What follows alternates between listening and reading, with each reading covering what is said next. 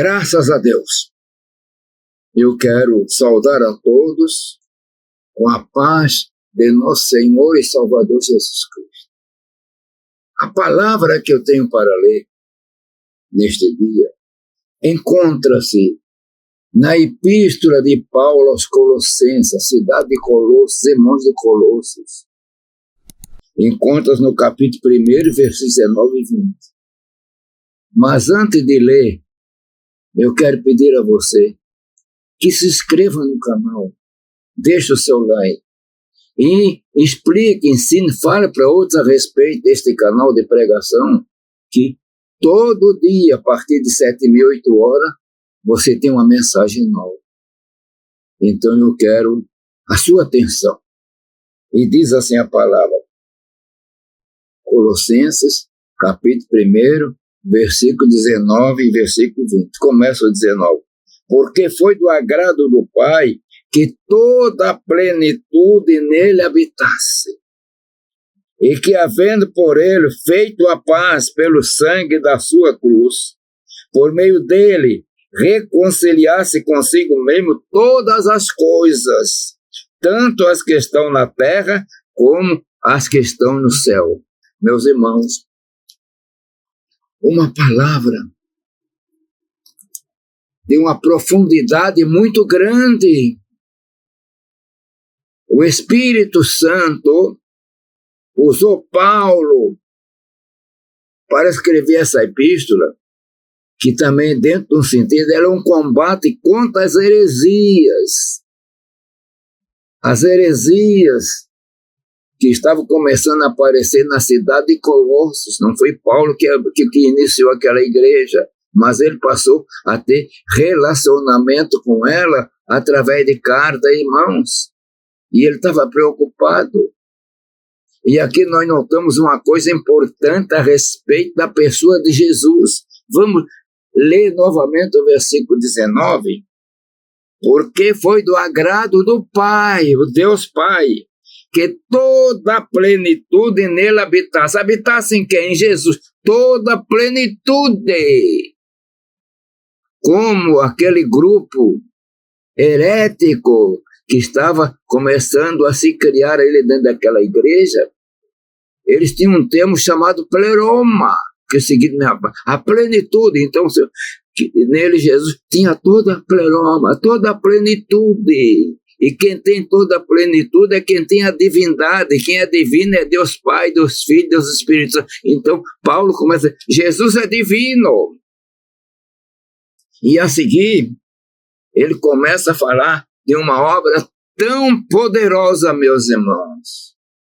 Duas coisas até difíceis de entender. As coisas do céu. Quem era o ser humano que entende as coisas espirituais do céu? A não ser aquilo até quando está revelado nas Escrituras. Mas as Escrituras não revelam tudo o que acontece no céu. Mas as coisas que acontecem na terra, até certo ponto, nós temos conhecimento dentro daquilo que aparece no material. Mas no espiritual nós não entendemos, não vemos. E Paulo começa a dizer que, havendo por ele feito a paz pelo sangue da sua cruz. Meus irmãos, repare, o poder do sangue. E agora se referindo, o sangue de Jesus, meus irmãos. Ele fez a paz. Aqui está falando de paz, para depois entrar em reconciliação. Reconciliação que é união. E diz a palavra que foi feita a paz pelo sangue da sua cruz. O sangue derramado na cruz fez paz. Paz com Deus, para com os homens. E por isso nós podemos dizer, como Paulo escreveu Romano, sendo, pois, justificados pela fé, temos paz com Deus, por nosso Senhor Jesus Cristo. Mas a palavra vai mais longe, até certo ponto, pela fé, visualizando, ou se alguém tem diante de si uma cruz, e vê alguém pregado, um crucifixo, quer me remontar ao princípio verdadeiro, Que coisa terrível, espiritualmente falando, e até certo ponto incompreensível. Aquele homem que estava pregado na cruz, e estava com seu corpo todo arrebentado, deformado, sangrando, suor, poeira, coroa de espinho, que ninguém dava valor, até murmurava. Ali estava o Filho de Deus, o Filho do homem, porque Jesus era verdadeiro Deus, verdadeiro. Mas acontece que Deus não pode ser pregado na cruz. Mas uma coisa espiritual, difícil de entender, a palavra diz que Deus estava em Cristo, reconciliando consigo o mundo. Por isso, a palavra de reconciliação. E pelo seu sangue que foi derramado, ele, através dele e por ele, ele fez coisa poderosa, reconciliar-se consigo mesmo todas as coisas. Quem podia reconciliar todas as coisas, tanto as que estão no céu como as que estão na terra? O homem não podia fazer. Mas Deus, e Jesus era Deus. Jesus, ele esvaziou da sua glória, mas não deixou de ser Deus. Então, através dele, ele reconciliou todas as coisas do céu, que da palavra, como as que estão na terra. E quais seriam as coisas que ele reconciliou no céu, meus irmãos?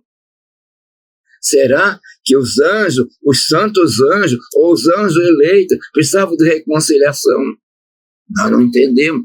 Pelo que podemos entender, não precisava. Mas acontece que tinha havido caos. O primeiro pecado, pelo que nós entendemos na Bíblia, foi feito no céu através da soberba, o orgulho. E o principal protagonista nisso foi expulso. E também saiu 1/3 dos anjos, é o que nós entendemos, que perderam. Então alguma coisa ficou manchada. Alguma coisa tem que ser reconciliada. E aqui a palavra diz que ele reconciliou todas as coisas, tanto as que estão na terra, como as que estão no céu, meus irmãos. Eu não entendo. E homem nenhum poderá explicar detalhadamente, no verdadeiro sentido, como seria e como foi essa reconciliação. Mas houve reconciliação através de Jesus pelo poder do seu sangue. Agora note você que está me vendo e ouvindo. Lá na cruz, o sangue estava sendo derramado.